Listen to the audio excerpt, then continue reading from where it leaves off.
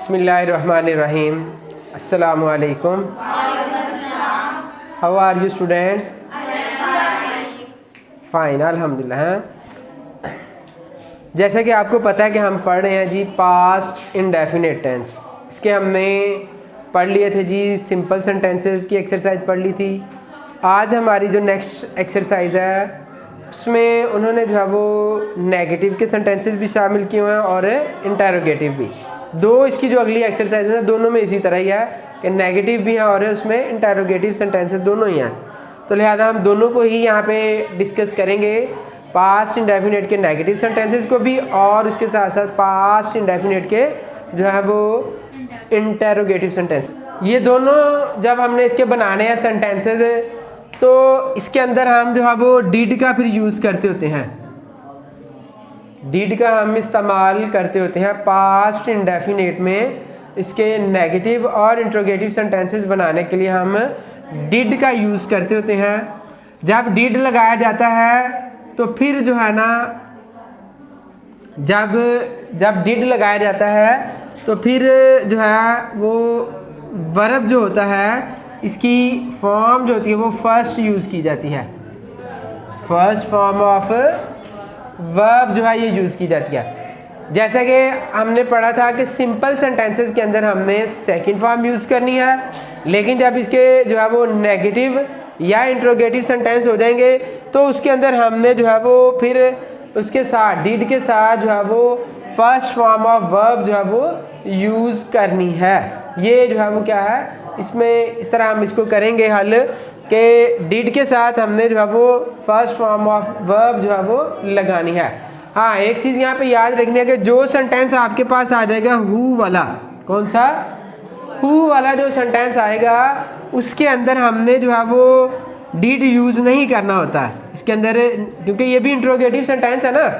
Did के जो who वाला सेंटेंस होगा तो डिड उसमें यूज़ नहीं किया जाता, बल्कि उसमें जो होता है वो क्या होता है कि सिंपली जो है वो उसी तरह से वर्ब की जो है वो सेकंड फॉर्म ही यूज़ की जाती है। उसमें सेकंड फॉर्म ऑफ वर्ब जो है किसमें, ये हु वाले में, इसमें ये डिड जो है ये हमने यूज़ नहीं करना, बल्कि सिंपली जो है वो वर्ब की सेकंड फॉर्म जो है वो यूज़ करनी होती है। तो आए इसकी एक्सरसाइज करते हैं। हाल सेंटेंस है जी इस एक्सरसाइज का, उसने तुम्हारी तलख बातों का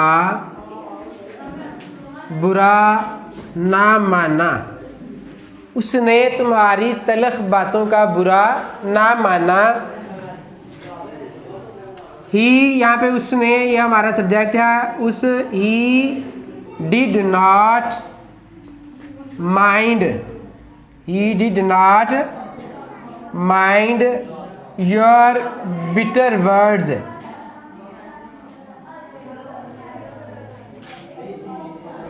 He did not mind your bitter words. Next sentence है जी, उन्होंने अपने दोस्त का साथ ना दिया। उन्होंने अपने दोस्त का साथ ना दिया।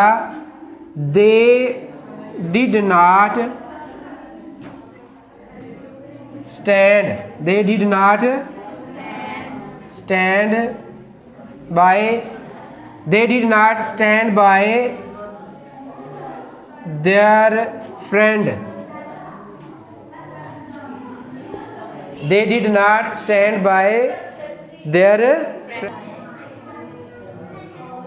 क्या तुम्हारे भाई ने तुम्हारा हाथ बटाया? क्या तुम्हारे भाई ने तुम्हारा हाथ बटाया?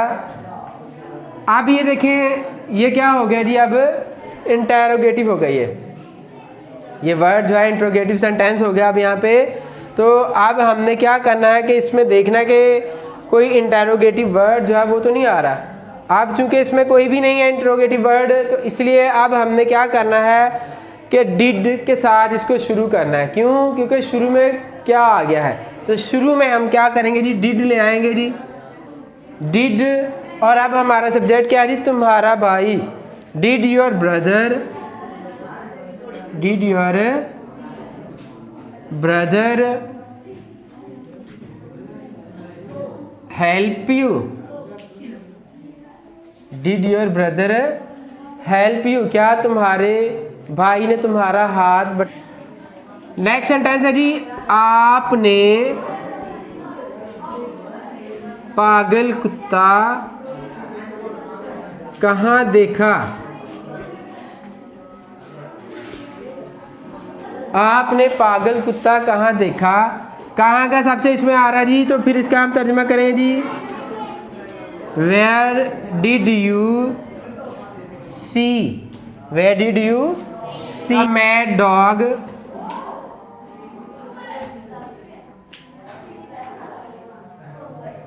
Where did you see the mad dog. अब यहाँ पे देखें डिड आ गया है तो यहाँ पे भी हमने फर्स्ट फॉर्म कर दिया और यहाँ पे भी डिड आ गया तो फर्स्ट फॉर्म, यानी कि जहाँ जहाँ भी डिड आएगा तो क्या हो जाएगा, उसकी फॉर्म जो है वर्ब की फर्स्ट कर देंगे। डिड के साथ हमने second form of verb use नहीं करनी। नेक्स्ट सेंटेंस है जी, मजीद ने अपने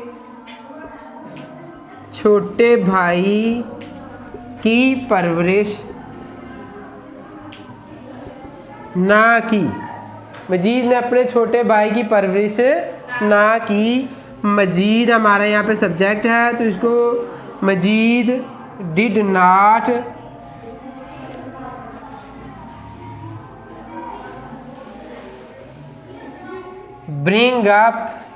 bring up his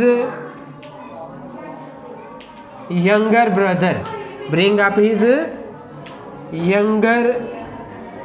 brother, Majid ने अपने छोटे भाई की परवरिश ना की। नेक्स्ट सेंटेंस है जी, मजदूर ने इतना बोझ कैसे उठाया। मजदूर ने इतना बोझ कैसे उठाया।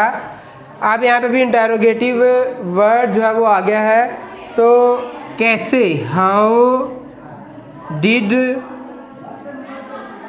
The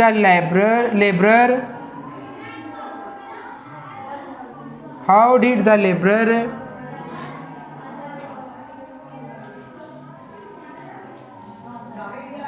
carry so much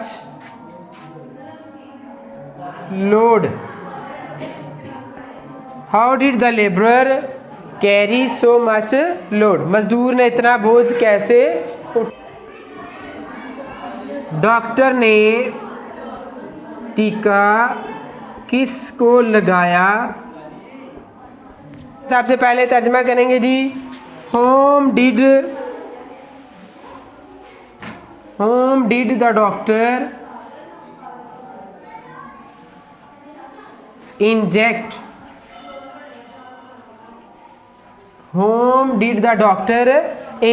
doctor ने टीका किसको लगाया। वो कराची कब पहुंचे।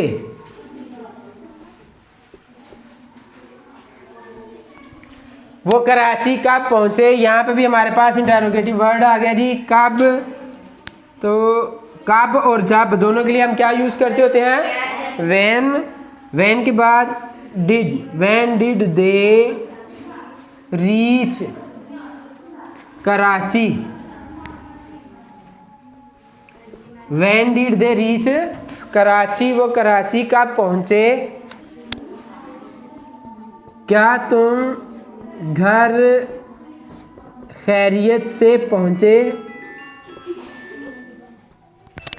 क्या के साथ है, इसलिए शुरू में हम लगाएंगे जी, did you reach home, did you reach home.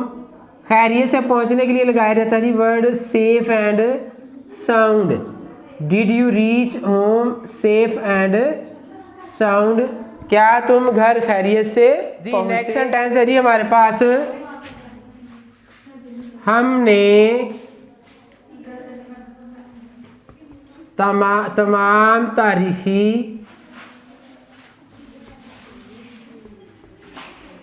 मुकामात की सैर ना की। हमने तमाम तारीख़ी मुकामात की सैर ना की। हमने we did not visit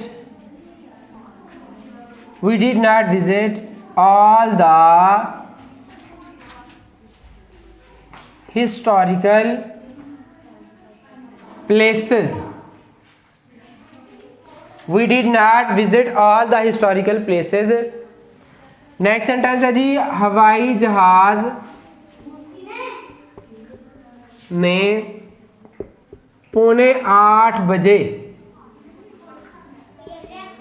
परवाज़ शुरू की। हवाई जहाज ने 7:45 बजे परवाज़ शुरू की।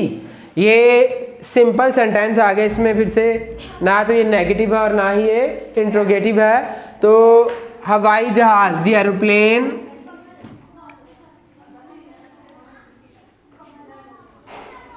सेकंड फॉर्म इसकी यहाँ पे आप यूज करनी है। फर्स्ट फॉर्म होती है टेक ऑफ। अब चूंकि सिंपल है इसलिए टुक ऑफ लगाएंगे इसकी second form.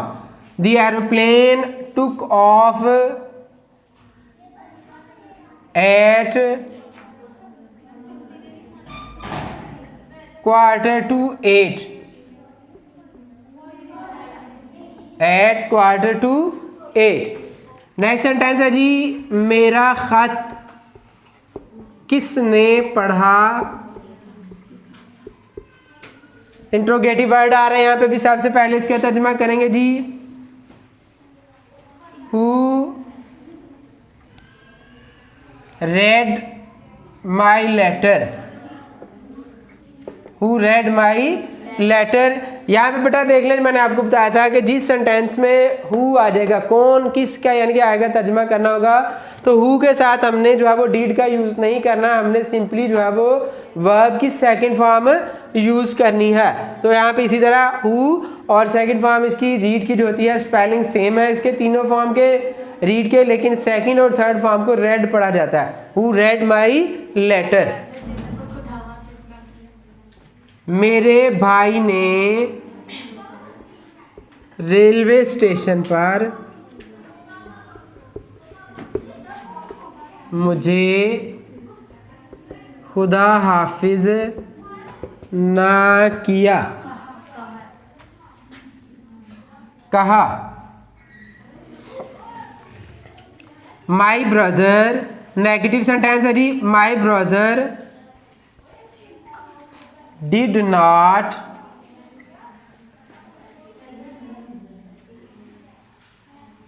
say me goodbye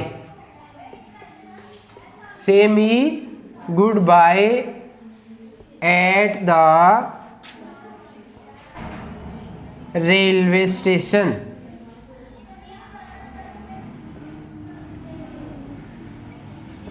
My brother did not say me goodbye at the railway station. मोची ने मेरा जूता मरम्मत क्यों ना मोची ने मेरा जूता मरम्मत क्यों ना किया। सबसे पहले इसका तर्जुमा करेंगे जी हम। Why did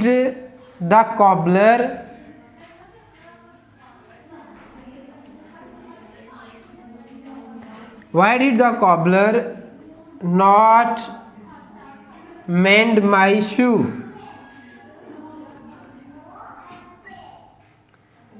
Not mend my shoe.